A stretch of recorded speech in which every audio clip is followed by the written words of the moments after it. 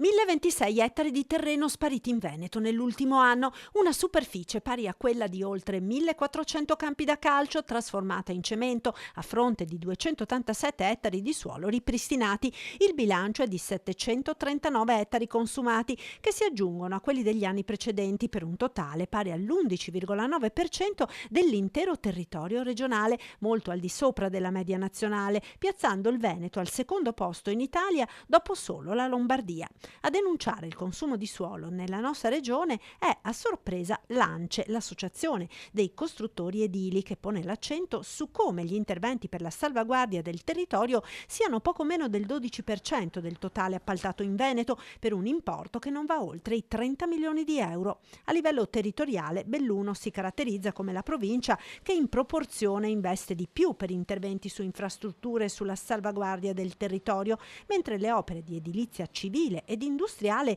sono nettamente prevalenti nelle province di Padova, Verona, Treviso, Venezia e Rovigo. Secondo ANCE serve una nuova legge nazionale. Solo la regione, solo il comune può decidere che operazioni fare sul nostro territorio, perché lo conosciamo bene ed è per questo che bisogna dare una mano dal punto di vista governativo ad avere il coraggio per esempio di andare a fare determinati cambi d'uso, soprattutto di aree industriali che non ha più senso avere in Veneto, che non ha più senso avere sulle nostre